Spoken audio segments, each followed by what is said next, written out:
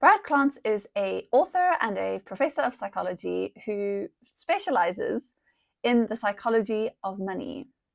Yes, that is a thing. And fascinatingly, his research has found that there are 5 common money narratives that most of us ascribe to.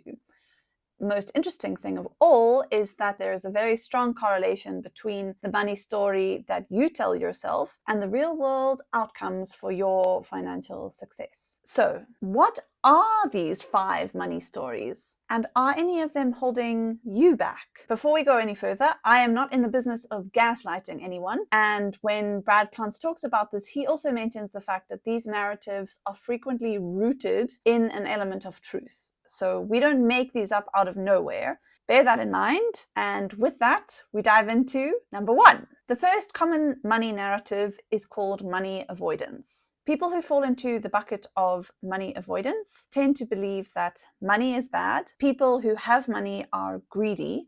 And if you desire money, it means that you are a shallow, horrible person. If you are somebody who believes in money avoidance narrative, you might find yourself subconsciously trying to get rid of any money that you have and, surprise, surprise, avoiding getting more money. So this might mean that you are not proactively looking for jobs that might pay you a better salary, even though you know that they are out there. It could mean that when you do have money, you make an effort to spend it all on other people rather than putting it away in savings or investing it.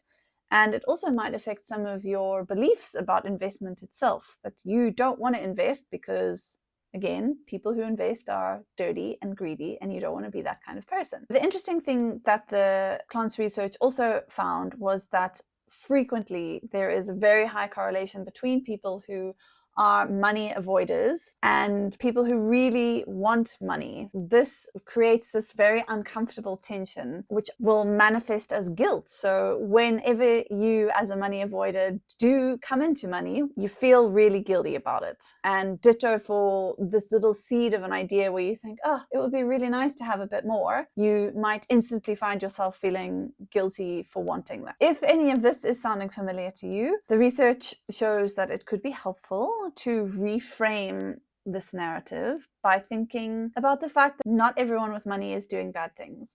And actually, it is very highly likely that you can be a person who is financially comfortable and also a good person. The second money narrative is called money status. So if money avoiders are thinking that money is not important at all, the money status people are the complete opposite. Money is very, very important to them. It's so important that they associate their self-worth, their value as a person, with their net worth, the money that they have on their bank accounts. And the kind of thoughts that might be running through your head are things like, people will only respect me if I am wealthy.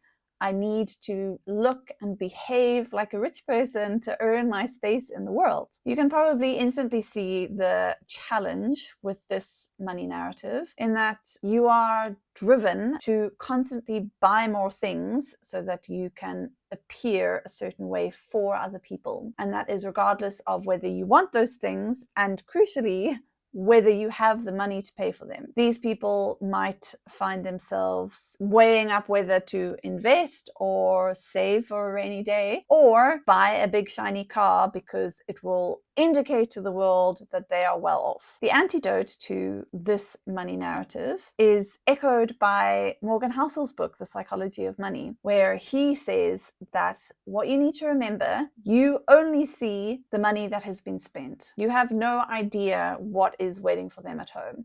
So it could be the fact that they had 50 grand to drop on a car, but you don't know whether they have another 50 grand now or whether they are now 49 grand in debt. You also don't know whether they're driving that big fancy car home to their mom's house where they live rent-free in the spare bedroom because they can't afford their own home. I wanted to pop in here just to say, if you are enjoying this video, it would be so helpful if you would subscribe to my channel. Number 3. Money worship. For people who subscribe to the money worship narrative, the thought process is basically this: if I had more money, I would be happier. If I had more money, things would be easier. All my problems would disappear. Now, as Clance points out, there are probably a lot of people in the world today whose life would be easier and they would be happier if they had more money. Obviously, only you know the real truth of that if you are honest with yourself. But another side of this coin is, apart from the data that shows beyond a certain income level, our happiness level doesn't change, there's also the really important point to note that happiness is not a place. Throughout the day, you are happy and then sad and then frustrated and then happy again. You don't arrive at happiness and that's how you feel for the rest of your life. So you can see logically how thinking that money is going to make you happier is misguided. And the real world problem with a money worship narrative is that you will find yourself spending more and more money trying to find this elusive happiness. So the goalpost will just continue to move and you will continue to need to spend more money. So how do you reframe this one? What do you do about this? Watch my video on how much is enough.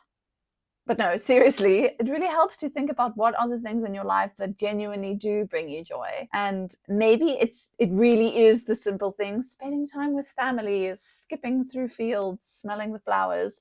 But maybe it is something a bit more material, like eating out once a week with your partner. But even if that's the case, you know that eating out once a week with your partner is what makes you happy. So you need enough money to cover your basics and pay for your one meal a week out with your partner. Beyond that, the money probably isn't going to make much of a difference. Okay, moving on to money narrative 4. This money story is a little bit different because where the others drive you to avoid money altogether, this one actually causes you to hang on to money, but not in a very happy, empowered way. So this money story is called money hypervigilance. So when Clance talks about this one, he says that this affects you materially in a different way to the others. So instead of spending all your money, like I mentioned, this one just makes you constantly on edge about money. And the sense is that it will never be enough. So you may be constantly preoccupied with the future, how you're going to possibly save enough, how could you possibly invest enough to be comfortable in your old age. That's the kind of logic that the money hypervigilance people ascribe to. And the challenge with this one and how it affects your life is that you're never able to enjoy the present, and you might find it really difficult to spend money on things that you might classify as frivolous. So you don't want to spend money on the fun things because you always have these calculations going on saying, I could have this really nice holiday, I have enough money saved up, but that money could also be used for my future. You place too much importance on the value of your money. And number 5, this is the final one, and it's very different to all the others because where the previous 4 prevent you from living a happy, financially stable life, number 5 is what we should all be aiming for. Clance calls this money vigilance. So during the research phase, what the team found was that the people who are the most well off and the most financially happy or content were people who had this mindset of money vigilance. They were aware of the need to save and plan for the future, but by the same token, they knew the value of spending money in the present moment to improve their current lives. While there is this consideration for the future and probably a little bit of nerves around it, it's balanced out by this kind of feet on the ground approach that says, I need to enjoy my life as I go through it. I can't spend all of my time worrying about how I'm gonna feed myself when I'm 90. And that's where this video ends, on that painfully pithy note. Life is all about balance, people. Thank you so much for watching.